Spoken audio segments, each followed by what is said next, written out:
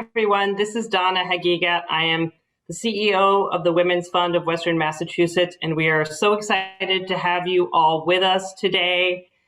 You don't need to feel compelled to have your camera on, at least for this first hour, for those of you who are with us on Zoom. We have two groups of folks who are with us today. We have those who are calling our allies, who are joining us via Facebook Live, and we welcome you. We also have folks who are assistance providers for women, and those folks will be staying with us for 2 hours. And I'll be going over on the screen, as you can see, how we're going to spend our time together today. But first, before I do that, I wanted to thank everyone for being with us today to talk about the issue around women's economic security. I know many of you have probably heard of the term, the She Session, that has been coined by C. Nicole Mason of the Institute for Women's Policy Research. And we certainly agree that the effects of COVID-19 have created a She Session, but we also understood that there was a lot of work to be done for women and girls, and particularly around economic security, even prior to COVID-19 arriving in our region. So before I get started on telling you about how we're going to spend our time together, I wanted to thank the Women's Funding Network for planting the seed about the idea of creating a virtual hub around economic security for women and girls, and thank the board members and staff of the Women's Fund for agreeing in our strategic priorities that economic security for women and girls is a top priority for us. I also want to thank MassMutual Foundation and the Women's Leadership Business Resource Group from MassMutual for believing in this project before you even knew how it was going to take shape. And I also want to thank any of our legislative delegation who's able to be with us today. I know you have all been very interested in this work and are helping to inform us, and also are champions of this work as well. I want to thank as well People's Bank for being our major underwriter for our underwriters program as well. We appreciate your support. And finally, I also want to pause and thank all the friends of the Women's Fund, whether you're donors of time, treasure, or talent. You make our work possible, and you help us be stronger with your thoughts, your time, and your treasure. So thank you for that. And I want to give a shout out to the Republican and El Pueblo as well for amplifying this work as well. So with that, our time together, as you can see, hopefully you can see on the slide, and if you're not able to see, I'll be going over it. In the first hour, all of you who are with us on Facebook Live will be able to hear about what this work involves in terms of centering women's economic security, why it mattered before COVID, and why COVID has made it exponentially more important to focus on women and young women in terms of what we're terming she recovery. We're also going to provide you the overview of a map and a framework for how we think about sort of the engine that comprises parts of what a woman's economic security looks like. And we use that engine or that framework to create an asset map of organizations, many of whom are on this Zoom meeting today, that are providing assistance to women and girls in the Springfield region. Finally, in the first hour, we're going to give you an overview of how you can stay connected if you're joining us from Facebook Live, and how you can stay involved as well. And then those who are assistance providers are going to stay on with us. Don't worry, we'll give you a quick break, and we'll get into some interactive sessions so that we can learn from you how to build out the asset map that we're creating, and hear from you what you think about the framework that we have developed as well. So I will carry on to the next slide. And this slide is all about how we are getting here to this point today. And that is thanks to a partnership with amazing women representing a variety of different organizations. So we have the organizations that are doing direct service work, as well as organizations like our own that are sort of one step removed from that, really focused on systems change. And so I want to celebrate Tanisha Arena from Arise for Social Justice that does direct service work with women in our community. Dress for Success Western Mass, Margaret Tantillo has been also a core team player. Ann Candilis from Springfield Works, who actually has been our longest partner in this because we had tried to, we applied together for a grant that we didn't receive, but we were so inspired by the idea that we said we have to do this. Ariel Klemmer from the Center for Social Justice at Western New England University School of Law. And that program is interesting because it does both systems change in terms of social justice, but also runs a couple of direct service clinics that help women in the areas of housing and debt support. And of course, the Women's Fund is part of this. And we also want to give a shout out to Michelle Equali, who was formerly of Mass Mutual and is now at Empower Retirement and has been the wind beneath our wings in terms of facilitating our convenings and helping to get our PowerPoints in shape and different things like that. I also want to recognize the Public Health Institute of Western Massachusetts, who eagerly agreed to be our research partner for the next phase of this work that you'll hear about, and volunteer Marianne Yokiosha from the Smith School of Social Work. So I mentioned to you all a little bit about that we are finding ourselves in a she session, but many of you know that the Women's Fund of Western Massachusetts had put out a research report thanks to partnership again with the Public Health Institute of Western Massachusetts in 2019. And that's before COVID-19 came to our region.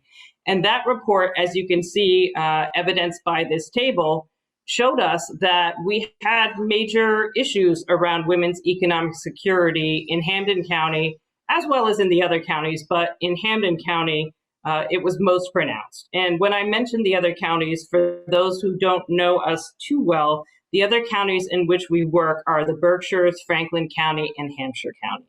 So you can see from this table that we've illuminated here that already women in Hampden County were really, their participation in the labor force was depressed, their unemployment rate was high, and this is just part of the picture. We also saw higher rates of poverty, lower rates of educational attainment, all things that implied to us that there was work to be done around centering women's economic security. And then along comes COVID and makes things exponentially worse.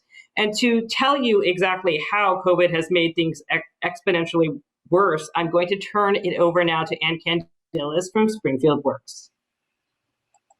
Hi, thank you. And thank you, Donna. And thanks everybody for joining. Is my internet okay? Can you see me and hear me? This is that Zoom check thing that we need to do. Thank you. You're good. Thank you. You know, we want all families, women, and local businesses to prosper. So as Donna mentioned, even before the pandemic, so many people talked about the challenge of being stuck in one gear. So some of the key challenges were that work and family supports didn't align with family realities or job needs. Lack of coordination meant a lack of common tools and measures to track outcomes. You know, education, training, and certificate programs were often connected or disconnected from job opportunities and pathways. And so when we look at, you know, even what occurred pre-pandemic, we absolutely can see that even in the midst of this pandemic, as we start to climb out of this public health crisis, we can see from previous recessions that most of all parts of the economy started to recover together. When you look at the right-hand corner, that is not the case for our lowest income workers, our frontline workers, our women in the field, in education, in healthcare, like personal care. So that part of the economy is not recovering as quickly. Next slide, please.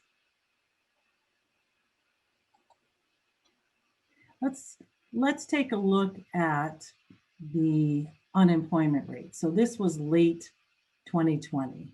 And we can see that unemployment rates were really high, 25%, 23%, 19%. That's not the whole story though. So I'm going to just go to the next slide. when we look at the jobs that were hit the hardest and that drove some of the unemployment numbers you just saw, you'll see again which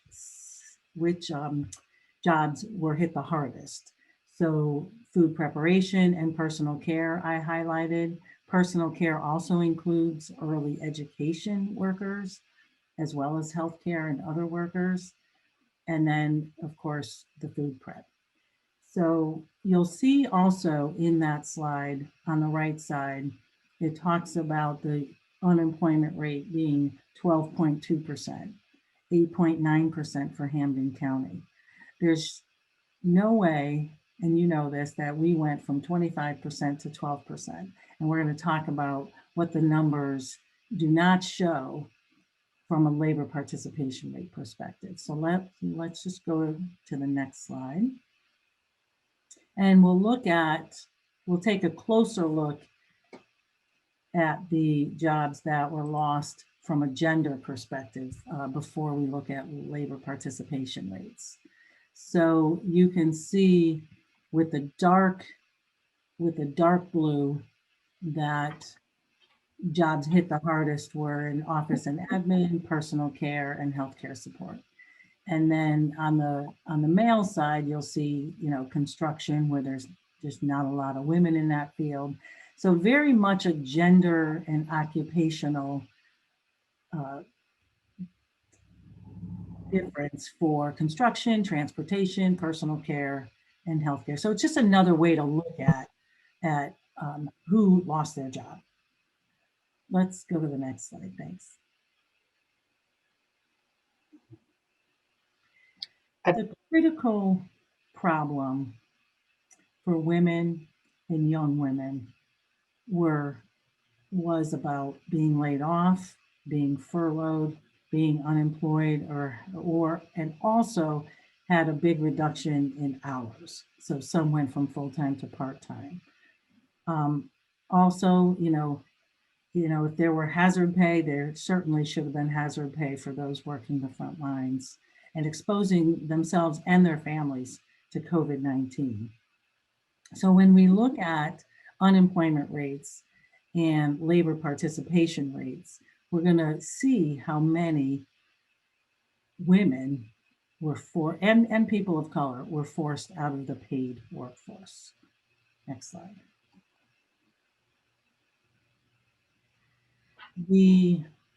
And this is really the story in some ways. I'm just going to put this up larger on my own screen. So when we looked at unemployment rates at 25%, and then we saw them drop to 12%, what that story didn't tell, and what Donna mentioned at the beginning, was the she session.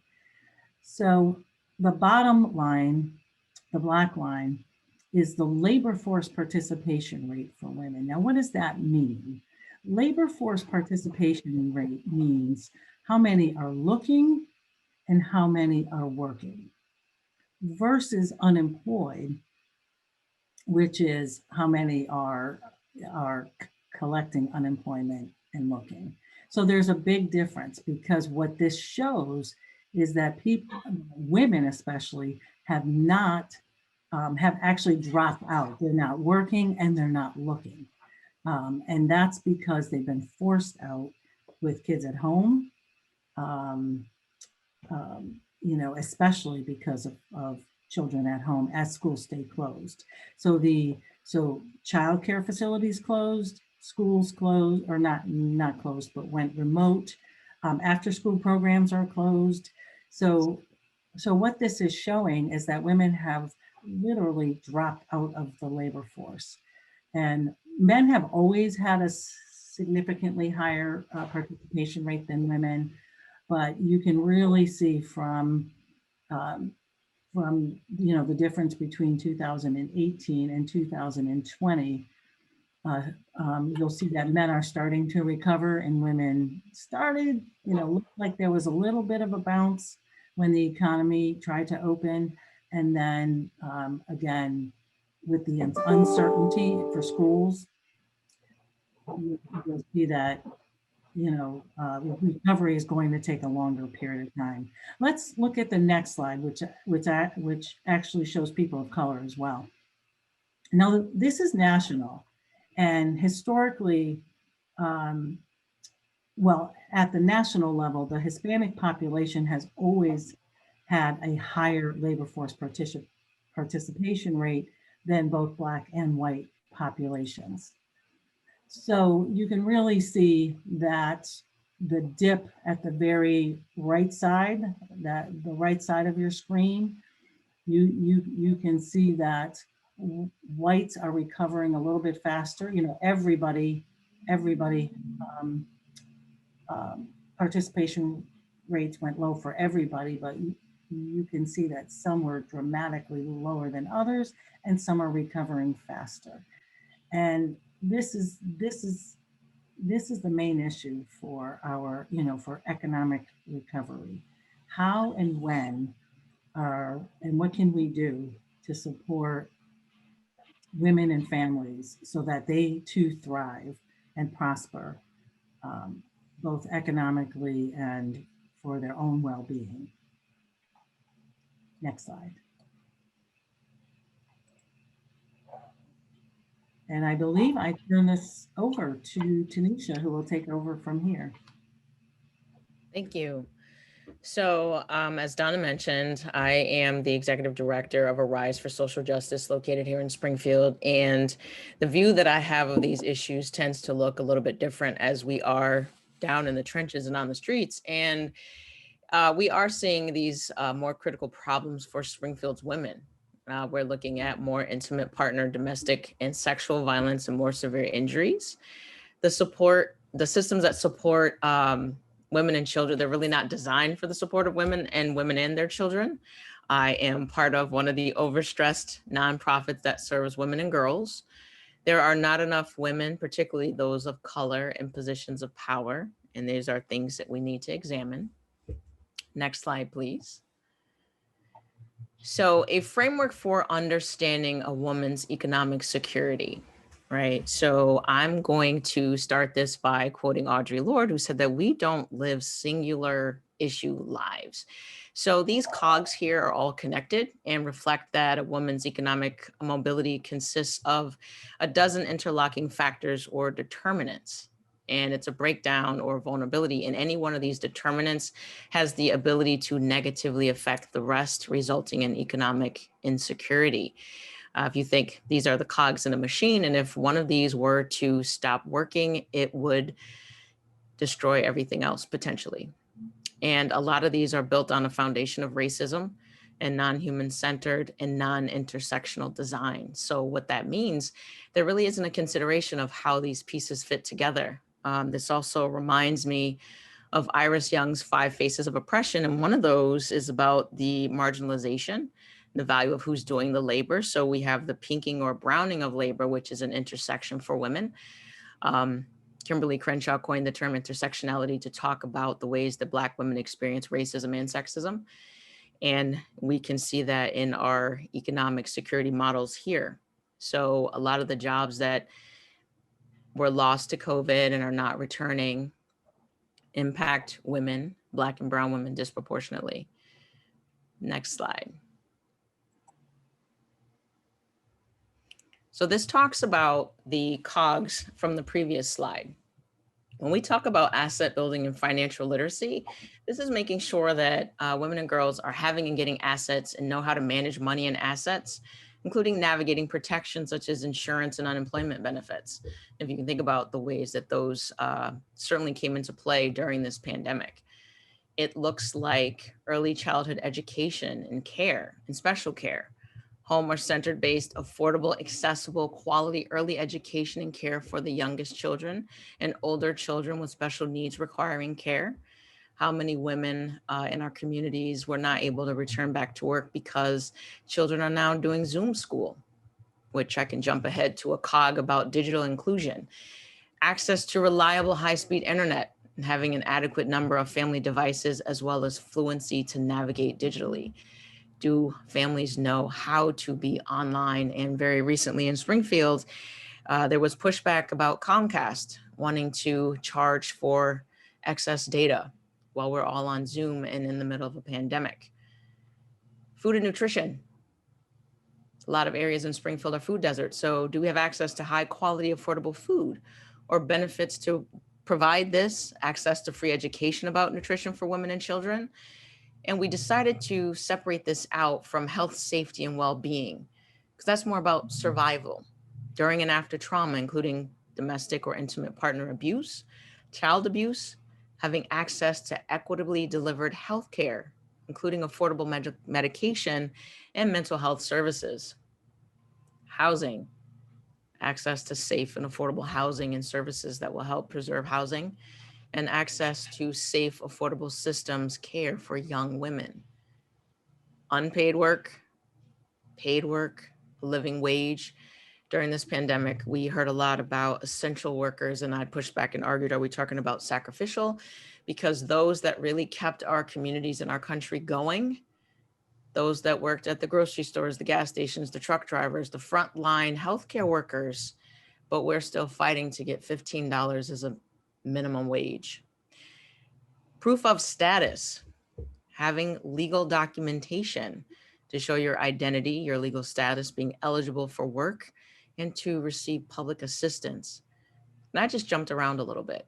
And you can imagine any one of these cogs coming undone could really impact a woman's life, a woman and her children. And if one or more of these cogs comes apart, we have a lot of issues. And those are some of the things that I see in my work at Arise and what we are trying to address in the pushback against oppression. Next slide. Before we go to this slide that Ariel is going to present, Tanisha, if you could share with us an example, I know you've shared with our team before, an example of how Arise often steps in and maybe pays a woman's car insurance. Can you share a little bit more about that example for folks to sort of drive that home? Sure. So we had received a grant to do some COVID-19 emergency response work, and it needed to go beyond the norm of, okay, we'll pay your gas bill, your light bill, because yes, those things have a tremendous impact. But what about when somebody shows up and says, well, I need to pay my car insurance? Most of the other organizations around would say, no, we're not doing that. But when you understand these cogs, if you can't pay your car insurance, then your registration gets suspended, but you still need to get to work. But then you'll get pulled over because you have no car insurance, your registration is suspended, and now your car is impounded. You can't get to work, you lose your job. Now you can't pay your rent. Now you're facing eviction. You've been evicted and now you're homeless, and you will still wind up in my office at Arise. So yes, we paid car insurance because it keeps the rest of those cogs going. Thank you, Tanisha. I thought that example really drove it home for those of us who maybe live more privileged lives. And speaking of living more privileged lives, I wanted to point out that one of the cogs here is around community capital and networks. And we, our team together has defined that as access to and confidence in informal community for all manner of help. And so really that is the kind of network that we more privileged folks tap into when we can't pay our car insurance, or if our car breaks down, or if we need someone to watch our kids for a couple of hours.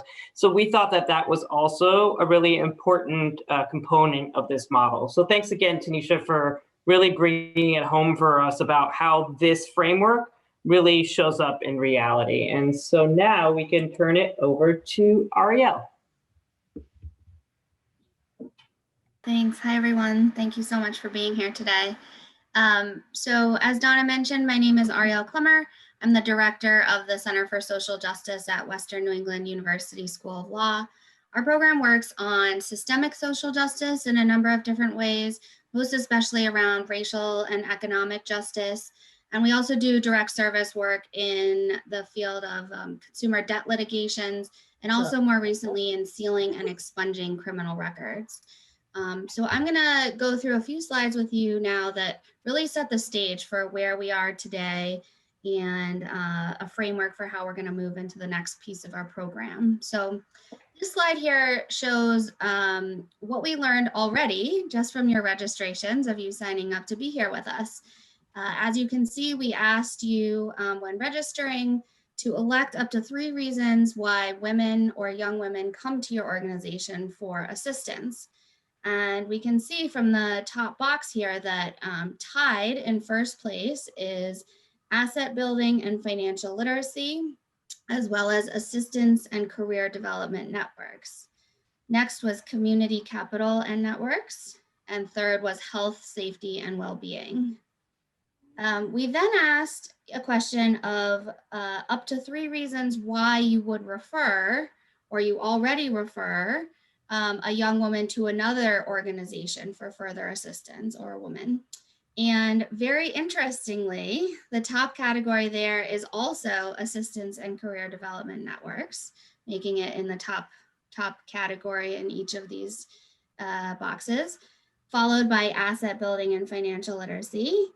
And then tied for third place was community capital and networks and paid work. So it's very interesting to see, even from these preliminary questions, that there's a lot of overlap here, especially between the top 3 categories. And I think what that signifies is both that there's a big need in our community around these issues, but also perhaps that there are a lot of service providers that are providing these resources, or there needs to be. So let's go on to the next slide here. So when we're talking about resource providers in our community, this slide is our asset map of economic security assistance providers. I know it's pretty small print here, but you will have an opportunity to see it in larger form. This map, it really goes to the heart of what this hub is all about. So the Economic Security Hub's core co-design team has generated this list of service providers in our community and mapped them across the determinants that Tanisha just told you about. So for each of those determinants, we then listed out who we know in this community that does that work or addresses that need. And in many ways, the slide, when you just step back and take a look at it, it's pretty remarkable. I mean, you can see just at a glance that there's a lot of good work happening in all of these areas. And you can see, for example, in some of the categories like assistance and career development, important because of the last slide where that's a top identified need and probably referral need, as well as housings and systems care. There may be a number of providers in those areas. And you can also see that there are some areas where there aren't a lot of service providers, and maybe that's something that we need to drill down on a bit. So we know that this map is still a work in progress, and part of what we're going to be doing today is enlisting your help in getting us to a place where it's the most accurate and robust map that it can be. And then we're really hoping that this will be sort of a foundational piece of our work in providing this out to the community and to all of you so that we can really help women across each of these determinant areas. The list, I'll say, it is sort of preliminary, located on the Women's Fund's Greater Springfield Women's Economic Security Hub page, which I can link to here in just a moment. And as it gets updated and grows, we encourage you to check back on that website to kind of keep up to date on the most recent version of it. So the next slide is really where we are and where we're going. So as Donna said, we may be in a she session, but we'd like to get to a she covery. And so currently, this working group so far has already achieved both the creation of the framework and the social determinants, or the economic determinants, in thinking about what it takes to build a women's economic security, as well as that last slide, the asset map of assistance providers framed by each unique determinant. Our immediate future state is that we're moving into a deeper data dive, and we're doing so not by thinking through what we can come up with, but really by turning to and centering the voices of those that are going to be most impacted by this work. So the Women's Fund has developed this innovative model of paying women to interview women who will also receive a stipend to speak with them directly about what is going to be most advantageous for them, what are they running into in terms of hurdles and getting help in each of these determinant areas. And by centering them and their lived experiences, we think we'll have the information that we need to really move this project forward. Our future state here listed is ideally where we'd like to get to. We want Springfield area women and young women to be more economically secure. We are hoping that assistance providers will be better aligned through this kind of information and through these types of convenings where we can all get together and share this sort of information. We're hoping that this work will create better informed policymakers and that we can work with you in developing critical systemic change. Our asset map is hoping to be regularly updated, so please help us in that process and stay tuned for how you can do that.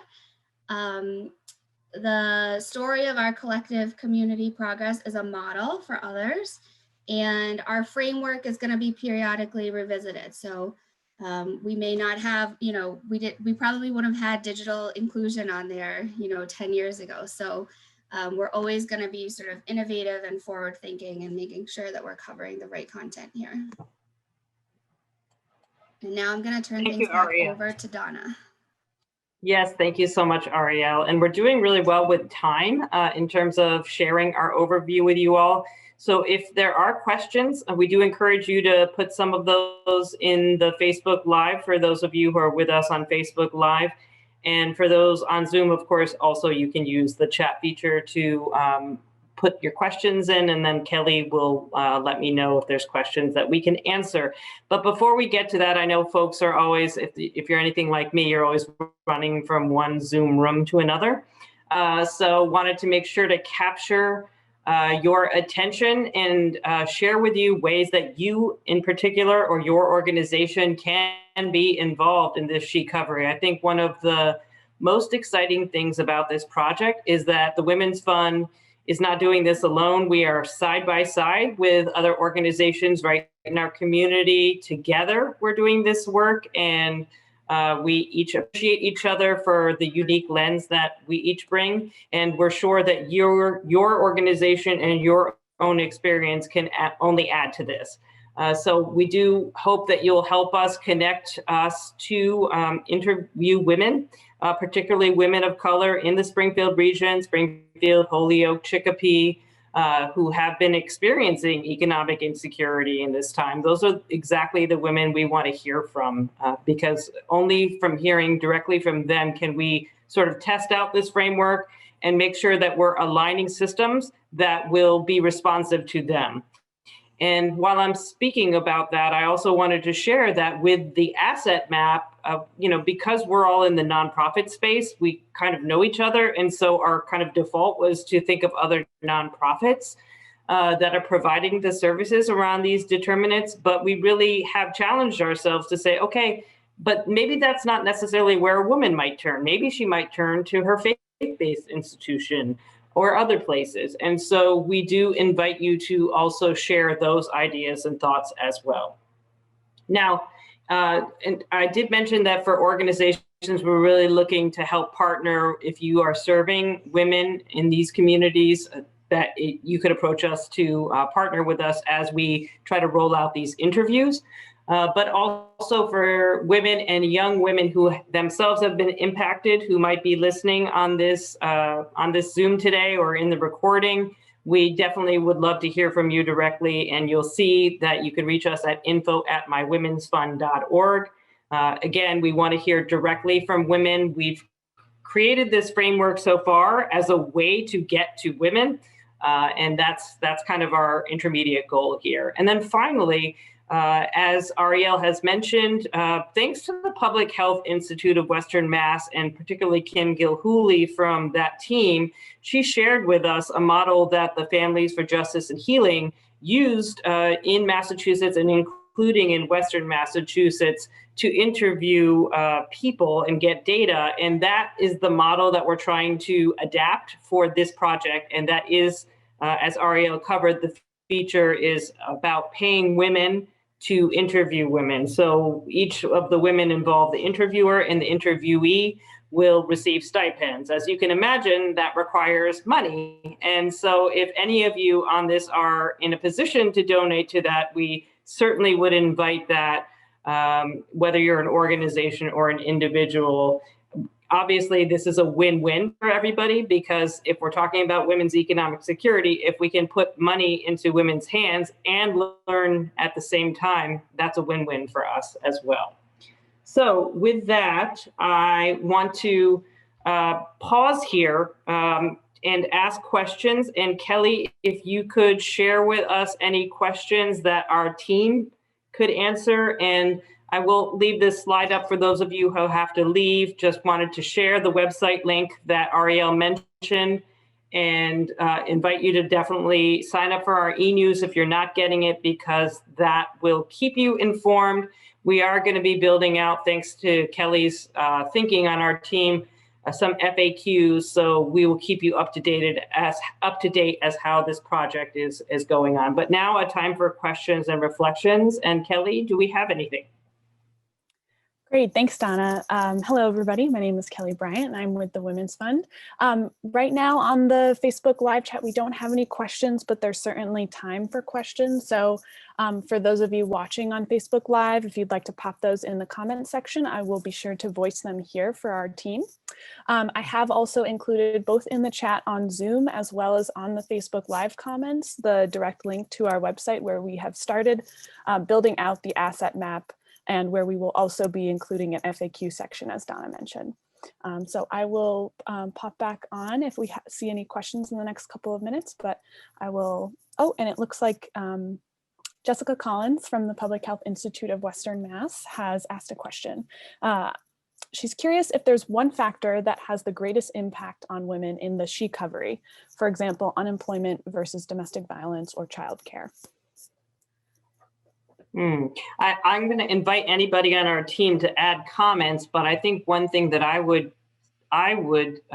say is that it's really that interlocking engine, and I'll go back to our slide on that, where it's really hard to isolate any one thing.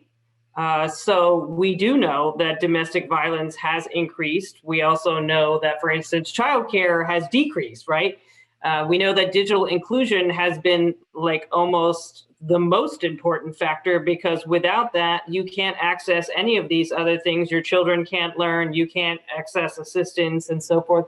So if I were to pick probably one thing that is maybe like to start with in this time, maybe it would be that digital inclusion piece, because it's so, without it, somebody is really so lost. But I think the other pieces they're just interlocking. And I invite the rest of our core team. Does anybody want to add to that?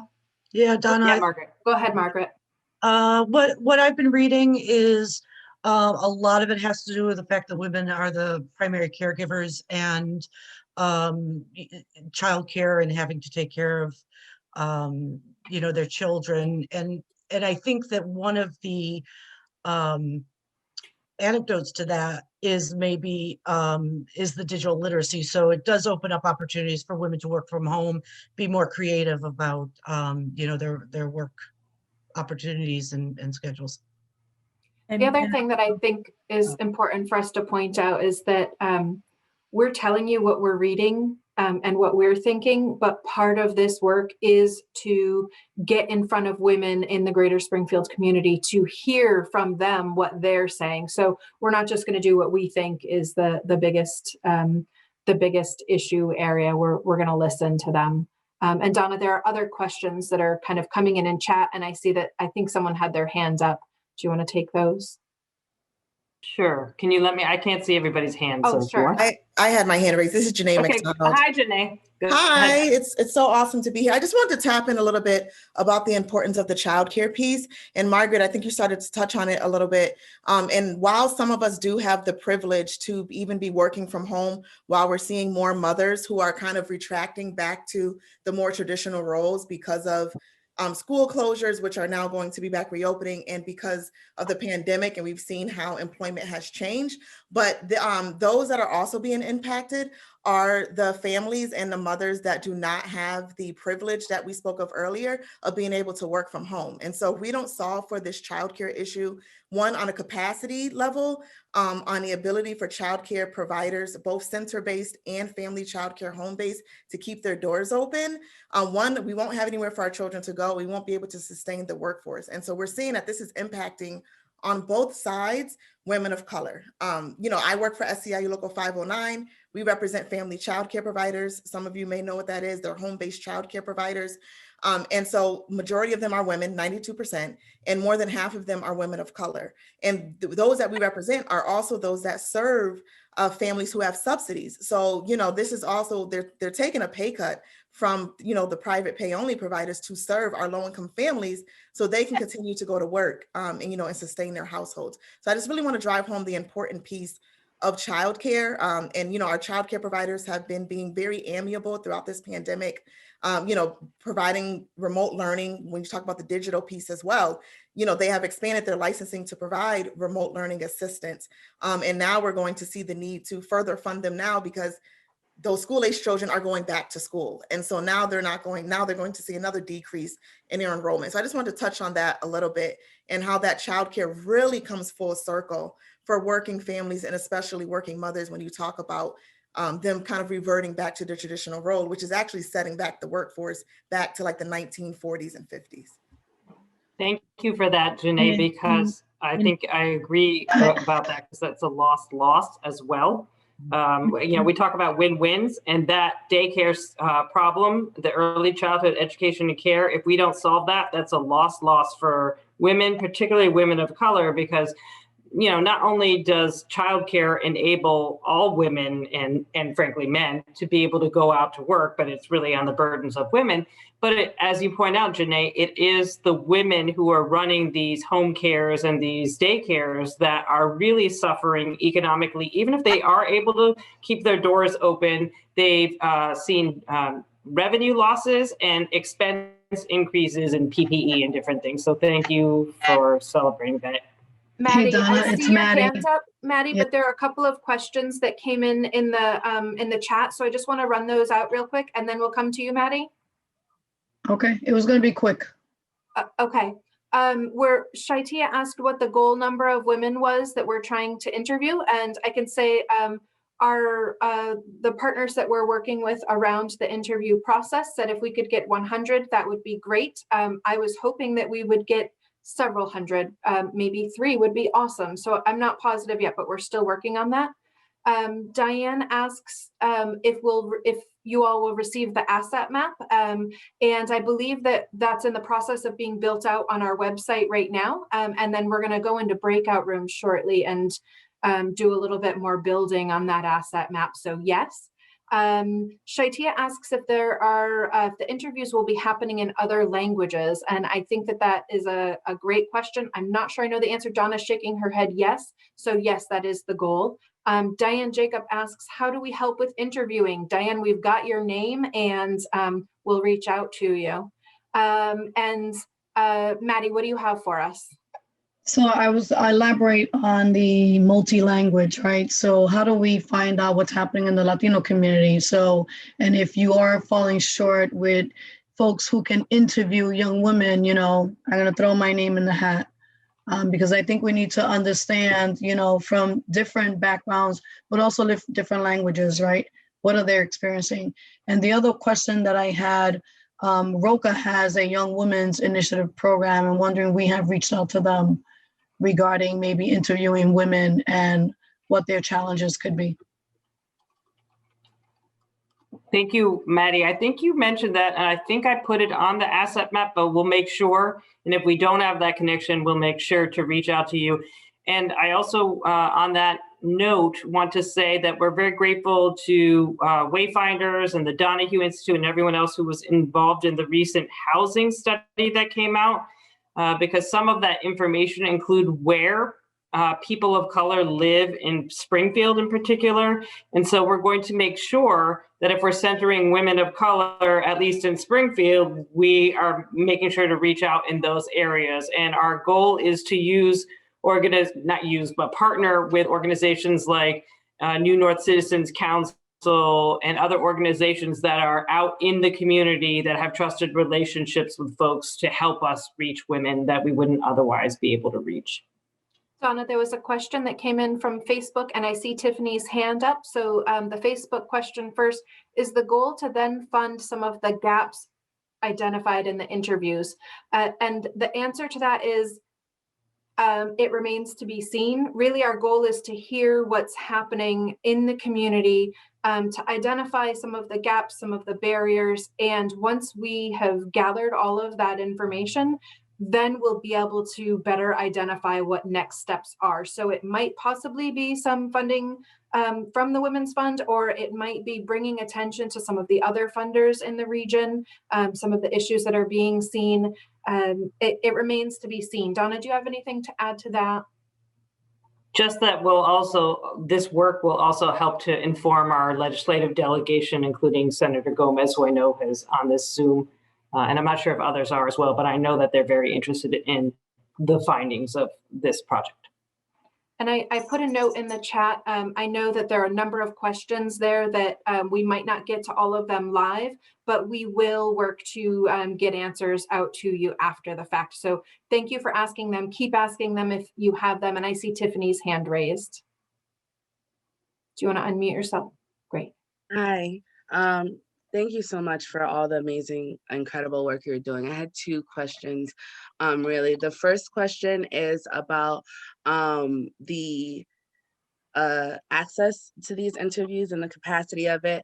I think it's awesome what you guys are doing. However, the 100 number scares me a little bit, because it seems like in a lot of these interview style things, survey style things, it's just such a small population that gets that provides information. And in Springfield, especially if you're trying to address women and then women of color, we're 65.6% Black and Brown, and that diversity within it is so incredible. From me being an Afro-Latina West Indian immigrant to our Somali population to our there's just so many Black and Brown. Like it's just not one monolithic group, and the cultural implications, the socioeconomic status, the variety of things that impact us. I'm not sure if 100 people across a city of 155,000 might really give you the data that is going to be substantive,